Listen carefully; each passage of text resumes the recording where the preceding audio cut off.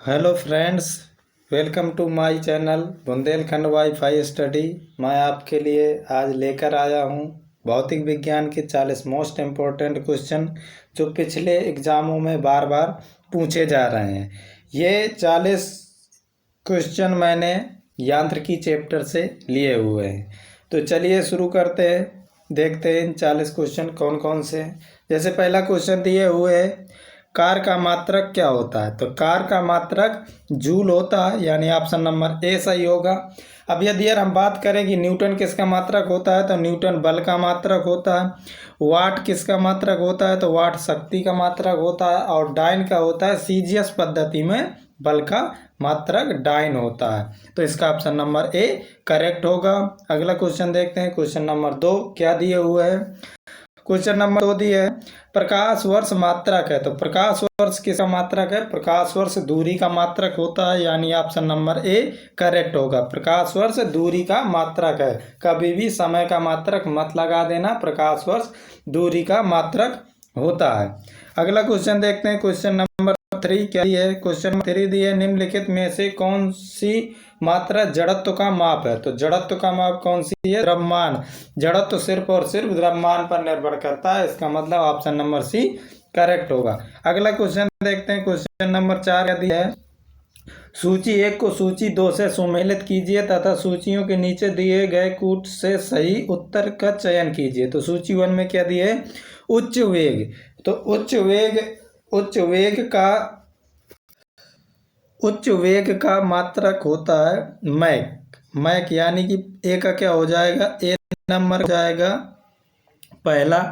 और यदि तरंग दैर्ध्य का होता है एंगस्ट्रॉन, यानी दूसरा। दाब का बात करें तो दाब का मात्रक होता है पास्कल, यानी तीसरा हो गया। और ऊर्जा का मात्रक होता है जूल।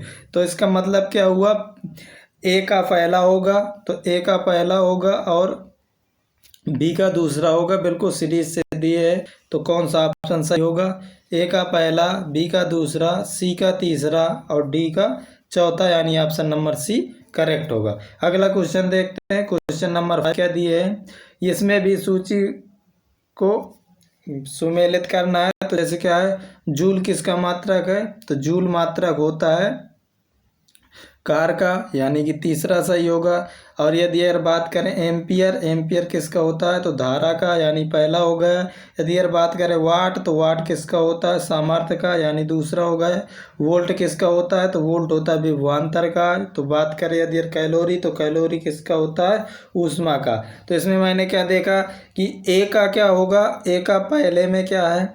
जूल का होता है कार, मतलब एक का तीसरा सिर्फ यदि है, यानी ऑप्शन नंबर ए करेक्ट हो जाएगा। ये कूट है, इस तरीके से मिलान करने हैं सूची। जैसे यदि एक इसमें भी सूची मिलान करनी है।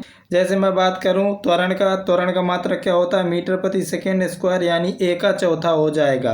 तो ऑप्शन नंबर डी बिल्कुल करेक्ट है, क्योंकि ए का चौथा सिर्फ और सिर्फ डी में दिए है। और बात करें बल के मात्रक कौन सा होता है? न्यूटन होता है। और कृतकार का मात्रक जूल होता है। आवेग का मात्रक न्यूटन सेकेंड होता है, यानी आप दूसरा होगा डी का। इसी तरीके से बात कर लेते हैं क्वेश्चन नंबर 7 की। क्वेश्चन नंबर 7 क्या दी है? निम्नलिखित में से समय का मात्रक क्या नहीं है? तो अधिवर्ष समय का मात्रक है। चंद्रमा समय का मात्रक है। प्रकाश वर्ष दूरी का मात्रक है, यानी इसका ऑप्शन नंबर सी करेक्ट होगा। प्रकाश वर्ष समय का मात्रक नहीं है, प्रकाश वर्ष दूरी का मात्रक होता है। अगला क्वेश्चन देखते हैं, क्वेश्चन नंबर 8 क्या है? पारसेक इकाई है। तो पार किसकी इकाई है? दूरी मापने की सबसे बड़ी इकाई है पारसेक, इसलिए इसका ऑप्शन नंबर 1 सही होगा। अगला क्वेश्चन देखें, क्वेश्चन क्या है? निम्नलिखित में से कौन सा एक सुमेलित नहीं है? तो कौन सा सुमेलित नहीं है? डेसिबल ध्वनि की तीव्रता, ये सही है, मापी जाती है। शक्ति ये भी सही है। समुद्री मील नौ संचालक में दूरी की इकाई, ये भी सही है। और सेल्सियस ऊष्मा, ये गलत है। सेल्सियस से क्या? सेल्सियस किसका तापमान का होता है, यानी ऑप्शन नंबर डी करेक्ट है। वो ऑप्शन नंबर डी करेक्ट हो जाएगा, वो सुमेलित नहीं है। अगला क्वेश्चन देखते हैं, क्वेश्चन नंबर 10 क्या दिए? ल्यूमेन किसका मात्रक है? तो ल्यूमेन ज्योति फ्लक्स का मात्रक होता है, यानी ऑप्शन नंबर बी करेक्ट हो जाएगा। अगला क्वेश्चन देखते देखते हैं क्वेश्चन नंबर 11 क्या है। क्वेश्चन नंबर 11 दी है क्यूरी किसकी इकाई है, तो क्यूरी रेडियो एक्टिव धर्मिता की इकाई होती है। ऑप्शन नंबर ए करेक्ट है। अगला क्वेश्चन देखते हैं। क्वेश्चन नंबर 12 क्या है, पास्कल किस इकाई है, तो पास्कल किसकी इकाई है, दाब की इकाई पास्कल होती है। तो ऑप्शन नंबर बी करेक्ट है इसका मतलब। अगला क्वेश्चन देखते हैं 13। क्वेश्चन नंबर 13 क्या दी है, कैंडेला मात्रक है, तो कैंडेला किसका मात्रक होता है, ज्योति तीव्रता का, यानी ऑप्शन नंबर डी करेक्ट होगा। कैंडेला ज्योति तीव्रता का मात्रक होता है। अगला क्वेश्चन देखते हैं। क्वेश्चन नंबर 14 क्या दी है, जूल निम्नलिखित की इकाई है, तो जूल किसकी इकाई है, ऊर्जा की। जूल ऊर्जा की इकाई होती है। यदि यार बात करें कि बल की इकाई क्या होती है, तो बल की इकाई न्यूटन होती है। दाब की इकाई पास्कल होती है। तो तापमान की क्या होती है, केल्विन होती है। ताप की इकाई केल्विन होती है। अगला क्वेश्चन देखते हैं। क्वेश्चन नंबर 15 क्या दी है, मात्रकों की अंतरराष्ट्रीय पद्धति कब लागू की गई थी, तो लागू की गई थी 1971 में। ऑप्शन नंबर बी करेक्ट है इसका। अगला क्वेश्चन देखते हैं। क्वेश्चन नंबर 16 क्या दी है। क्वेश्चन नंबर दी है हर्ट्ज क्या मापने की इकाई है, मतलब क्या मापने की यूनिट है, तो हर्ट्ज से तरंग की आवृत्ति नापी जाती है, यानी ऑप्शन नंबर डी करेक्ट हो जाएगा। अगला क्वेश्चन देखें। क्वेश्चन नंबर 17 क्या दी है, विद्युत मात्रा की इकाई है। विद्युत मात्रा की इकाई क्या होती है, ओ एम्पियर होती है। यदि यार मैं बात करूं कि ओम किसकी होती है, तो ओम प्रतिरोध की होती है। वोल्ट किसकी होती है, वोल्ट विभवांतर की होती है। यदि बात करें कूलाम की, तो कूलाम किसकी होती है, आवेश की होती है। तो अगला क्वेश्चन देखते हैं। Question number 18।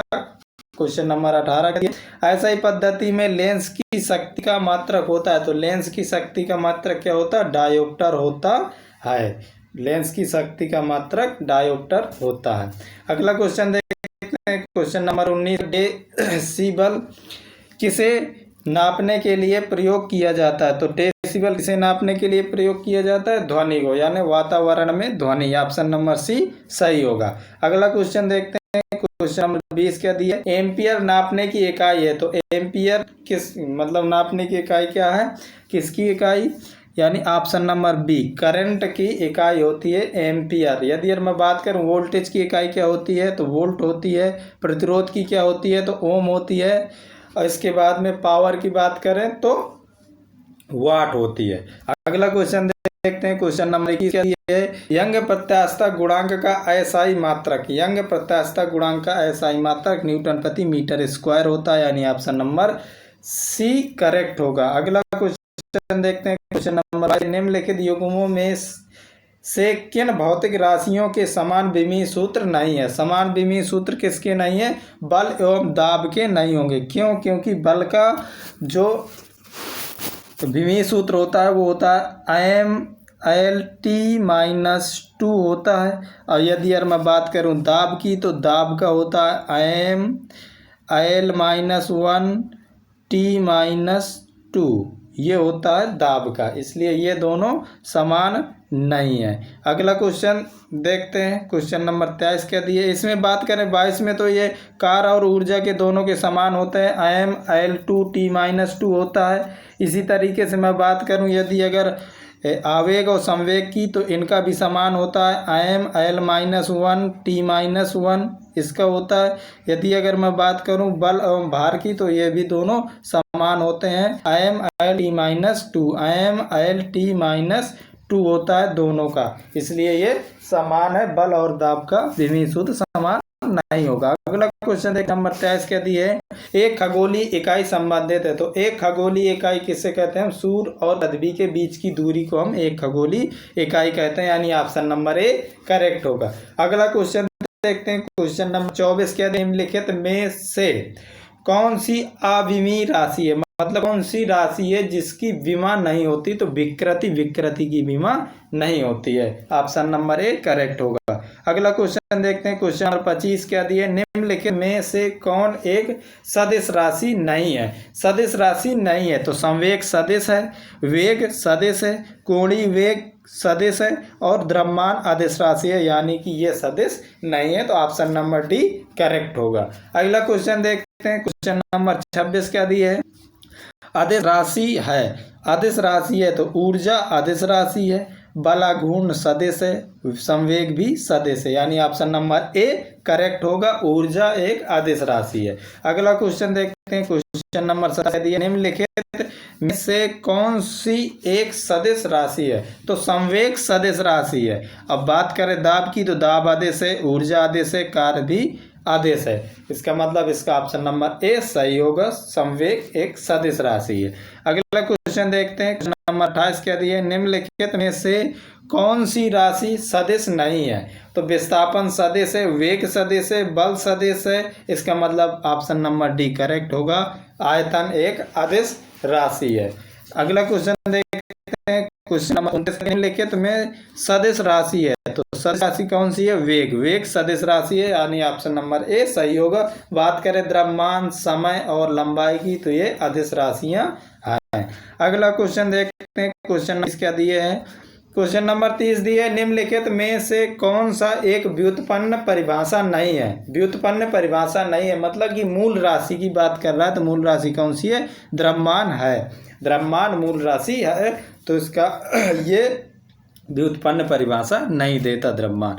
अगला क्वेश्चन देखते हैं। क्वेश्चन नंबर 31 के, त्वरण ज्ञात करने का सही सूत्र कौन सा है? त्वरण ज्ञात करने का सही सूत्र कौन सा है? त्वरण होता है वेग परिवर्तन की दर, यानी कि अंतिम वेग माइनस प्रारंभिक वेग बटे समय। त्वरण बराबर होता है वेग परिवर्तन की दर बटे समय, यानी ए बराबर वी माइनस यू बटे टी, यानी ऑप्शन नंबर ए करेक्ट होगा। अगला क्वेश्चन देखते हैं। क्वेश्चन नंबर क्या है? पदार्थ के संवेग और वेग के अनुपात से कौन सी भौतिक राशि प्राप्त की जाती है? तो संवेग क्या होता है?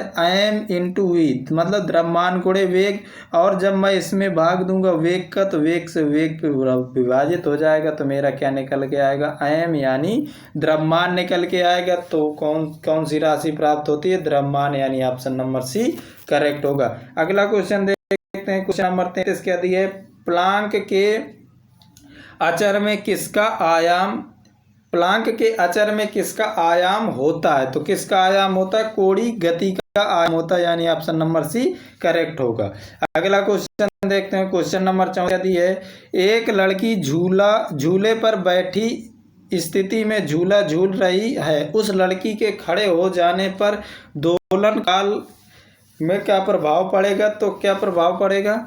कम हो जाएगा दोलन काल जब वो खड़ी हो जाए, क्योंकि टी बराबर होता है 2 पाई अंडर रूट एल अपान जी, यानी कि यदि अगर एल बढ़ेगा तो टी का मान बढ़ेगा, यदि एल घटेगा तो टी का मान भी घटेगा। अब इसमें जब वो खड़ी हो रही है तो उसकी लंबाई क्या हो रही है? घट रही है, एल का मान घट रहा है, तो इसका मतलब टी का मान भी घट जाएगा, यानी आवर्तकाल कम हो जाएगा। ऑप्शन नंबर ए करेक्ट होगा। अगला क्वेश्चन देखते हैं। क्वेश्चन नंबर 35 के, क्वेश्चन नंबर 35 दी है, घूर्णन करती एक गोल मेज पर अचानक एक लड़का आकर बैठ जाता है, मेज के कोणीय वेग पर क्या प्रभाव पड़ेगा?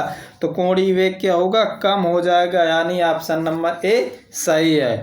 अगला क्वेश्चन देखते हैं। क्वेश्चन नंबर 36 क्या दी है, यदि किसी चली हुई वस्तु के वेग को दोगुना कर दिया जाए तो उसका क्या होगा? गतिज ऊर्जा 4 गुना हो जाएगी, यानी ऑप्शन नंबर सी करेक्ट है, क्योंकि u बराबर क्या होता है? 1/2 एम वी स्क्वायर। जब मैं v को 2 गुना कर दूंगा और उसका वर्ग करूंगा तो ये किसके बराबर हो जाएगा? 4v स्क्वायर के, यानी कि मेरी क्या होगी? गतिज ऊर्जा 4 गुना बढ़ जाएगी, इसलिए ऑप्शन नंबर सी करेक्ट है। अगला क्वेश्चन देखते हैं। क्वेश्चन नंबर 37 क्या दिए हैं, किसी पिंड के द्रव्यमान और भार में अंतर होता है, क्योंकि द्रव्यमान स्थिर होता है जबकि भार परिवर्तनीय होता है, भार बदलता रहता है, जी के मान पर निर्भर करता है भार। द्रव्यमान होता है हमारा m और भार हमारा क्या होता है? mg, यानी वो द्रव्यमान पर, वो गुरुत्वीय त्वरण पर निर्धारित होता है। यदि जी का मान कम होगा तो भार कम होगा, बदलता रहता है। इसके बाद अगला क्वेश्चन देखते हैं। क्वेश्चन नंबर 38 क्या दिए है, किसी भी स्थिर या गतिशील वस्तु की स्थिति और दिशा में तब तक कोई परिवर्तन नहीं होता जब तक उस पर कोई बाह्य बल सक्रिय न हो। यह न्यूटन का गति विषयक प्रथम नियम है। न्यूटन ने अपने गति विषयक प्रथम नियम में जब बल की परिभाषा दी थी तब उन्होंने कहा था कि यदि किसी स्थिर या गतिशील वस्तु की स्थिति और दिशा में तब तक कोई परिवर्तन नहीं हो सकता जब तक कि उसमें कोई बाहरी बल न लगाया जाए। इसलिए इसका ऑप्शन नंबर ए करेक्ट होगा, न्यूटन का गति विषयक प्रथम नियम। अगला क्वेश्चन देखते हैं। क्वेश्चन 39 क्या दिए है? क्वेश्चन नंबर 39 दिए है, किसी असंतुलित बल द्वारा किसी पिंड में उत्पन्न त्वरण क्या होता है? बल के अनुक्रमानुपाती होता है, यानी ऑप्शन नंबर बी करेक्ट होगा। अगला क्वेश्चन देखते हैं, यानी सीरीज का आखिरी क्वेश्चन, क्वेश्चन नंबर 40 क्या दिए है?